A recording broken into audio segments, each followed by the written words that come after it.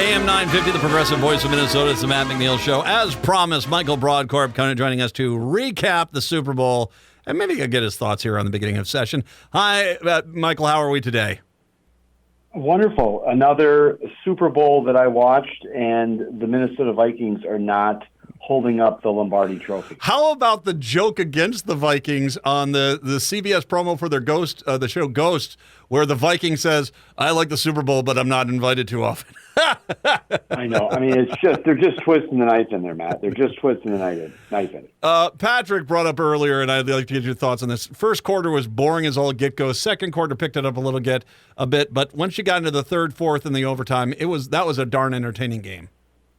There's no question about it. It was a slow start, and the game picked up, but it was a heck of a game to watch near the end. And boy, oh boy, it was an entertaining game, and something for the story, something for the history books. We'll see what Kansas City does next season, but there is a lot to digest from that game last night. But it was a very slow burn, but once it took off, boy, oh boy, did it really take off. Did you notice that when Kansas City, they kept trying to run their ball, and their running backs were not doing a good job?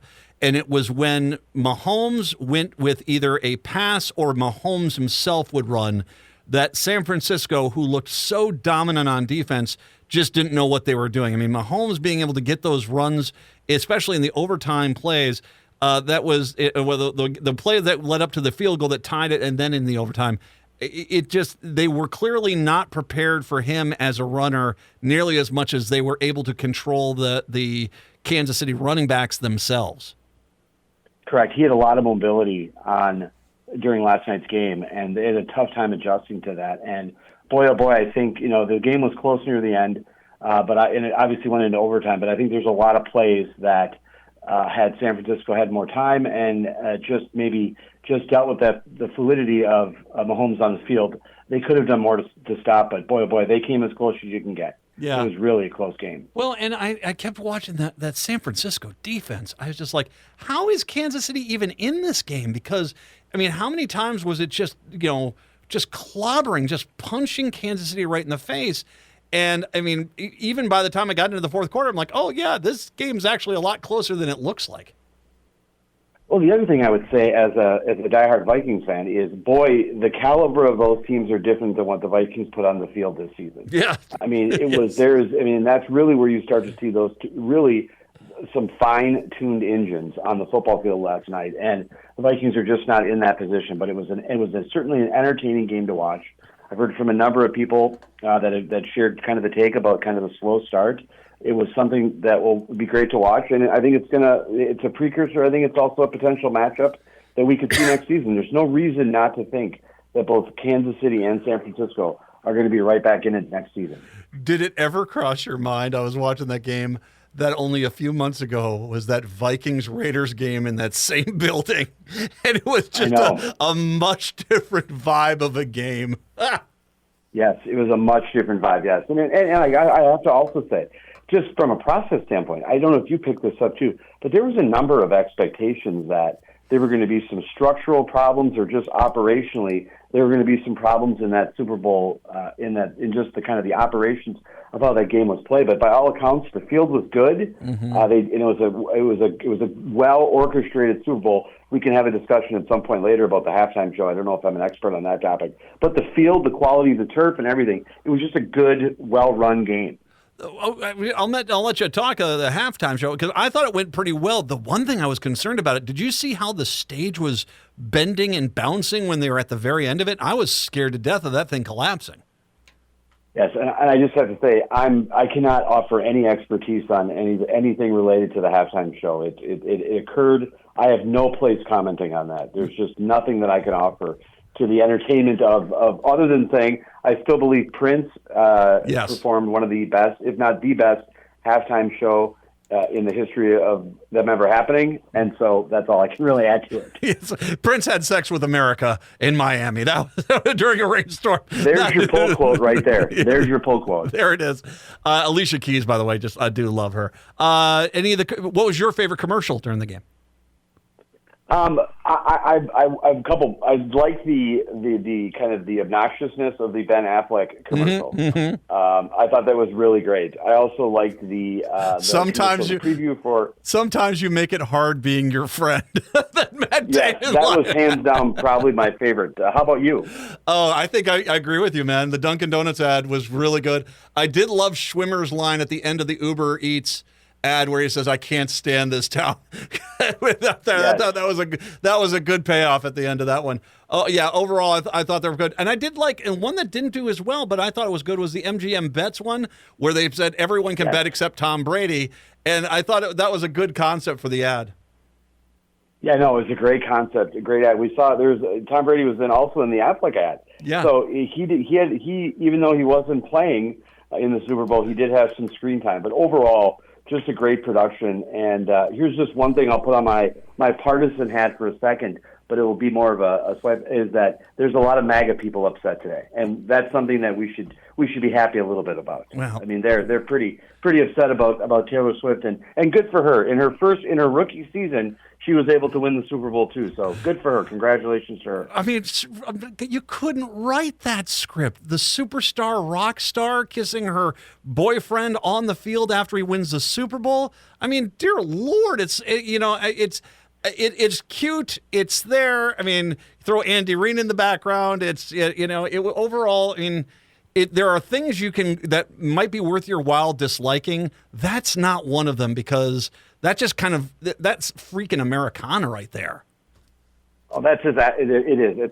It's a wonderful story. It's something that someone in Hollywood couldn't script, as much as people on the partisan Republican side think it's some kind of psyop. It's not. It's not been scripted. It was wonderful. It was authentic, and it was great to watch. And again, I was pulling for San Francisco, but boy, it certainly wasn't because I had any objection to the success or anything related to Taylor Swift. It just was my personal pick. But boy, oh boy, it was a great game, and it'd be great to see what happens next season. The country owes them a favor, because that was what it was supposed to be. It's supposed to be a good game. All right, so you're back. It was a great game. You're back here either late August or early September. That's when we get done with the preseason games and get ready for the first game of the season. Then we'll have you back for Viking stuff. We'll have you back before that, especially the politics stuff. But we'll have you back for that for next season. So get prepared for that. Keep an eye on things. All right. You know what my prediction is? What's that? Vikes are going to the Super Bowl. They're going to the Super Bowl. That's my plan. They're not. You figure out some of these things, they're not that far away. It just is, when you said it best.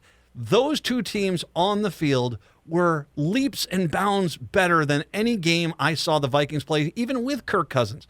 And it just is, you need to have people that have that fire, that are trying to win a Super Bowl, as opposed to just trying to win that day's game. And I think it's a vision issue to a point. Correct. And I don't know if I've mentioned this before, but I did get my Vikings themed license plates. And it's fair to say that yes. And the phrase on it, which is shortened in some way, basically says, "I believe." That's what my license plate now says. That's how much I believe. Outstanding. You're coming back next season for the Vikings. I got an update on Twins on a completely different story in a second. But with the session kicking off today, one bit of news I saw from Dina Winter over at the Reformer. Some Democrats had put forward the idea of trying to pass a sanctuary state bill. That appears to be dead, because even the DFL knows they don't have enough votes in either the House or the Senate to get that done. So it sounds like the sanctuary state bill is not going to happen. Okay, well, yeah, I mean, we'll see. I mean, where it goes. I mean, it's where the legislative process goes. I mean, I do think, as we were talking about, I think we last spoke on Friday, Matt. I think that has the potential to be a bill that Republicans really rally against, and I think that we'll see what the Democrats do. I know that there is some previous articles about some legislators having some support for it. We'll see. I mean, if I were advising the legislative Democrats, which I'm clearly not, my suggestion would be a neat and tidy session, and get out as quickly as you can. I think that's possible too, because one of the things I was mentioning before you came on the air, even with Republicans, we got to deal with this nitrate in the water issue. And across the state, specifically in the western part, southwestern part, and southeastern part of the state, we have insane amounts of nitrates that are getting into the drinking water. And the facilities we have just are not capable of filtering all that stuff out.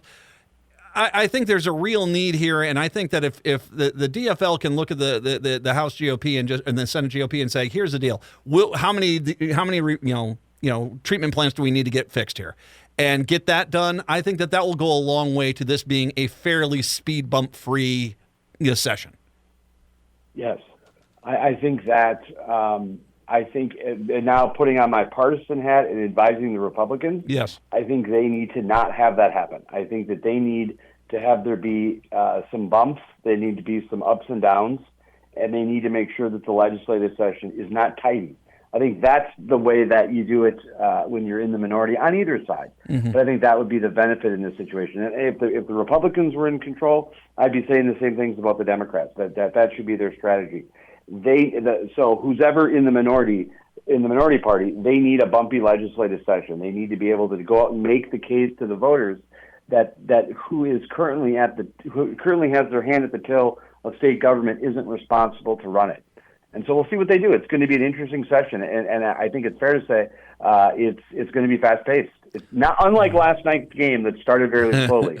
I think this legislative session is going to start pretty quick. Well, and one last thing I ask you is, do you think at the end, do you think that the Republicans are a bit gun shy about what happened in 2022, where they had a deal in place, they turned the deal down? Of course, their expectation was they were going to win the House, the Senate, and the governor's race. That did not happen. Do you feel as if speed bumps or not, that at the end of this, there will be a deal that enough Republicans with the bonding bill will get on board with and get it passed? Or do you feel as if that there's a higher chance that they might say, okay, I'd rather torpedo this, no bonding bill this year, and we'll see what happens in November? It really depends. I mean, I could see 6 of one, half dozen of the other. One thing that I will say with national politics playing up this cycle, the fact that it's a presidential year, that gets more interest. And I could see a scenario, Matt, where activists paying much more attention to national politics, and the activists are kind of excited and ginned up, that maybe having a bonding bill is something that's not as palatable for a lot of Republican activists and people in these Republican districts. It'd be much easier to have that happen in a more of a sleepy year. Mm-hmm. But with this being kind of a jacked up election cycle, I wonder what electoral politics will play into the passage of a bonding bill. Mm-hmm. I mean, again, that really creates some division between the Democrats, this is an opportunity because they're generally in solidarity on the capital investment projects. But for the Republicans, it can be much more of a dicey type situation. So we'll see. That's something that's a good point to watch. All right. We'll definitely have you back on in the next few weeks to talk more politics stuff. Thank you so much for all your comments on the Viking season. Very appreciative. Spot on stuff. I think you and I had the most honest show on this stuff in the period through this entire season. So you are more than welcome back next year to talk Vikes, and I always appreciate when you talk politics. Thank you very much. I really do appreciate the opportunity to come on. It's a real passion of mine. I'm not as smart as others are, and in our conversations, I've learned a lot from talking with you. I hope they can continue, and thanks again for the opportunity. My bet, and I'll tell you what, I actually think you are smarter than a lot of other people about this. I think this is a good thing. So I'm very grateful. Michael Brodkorb, our Vikings expert. Thank you, Michael. Appreciate that.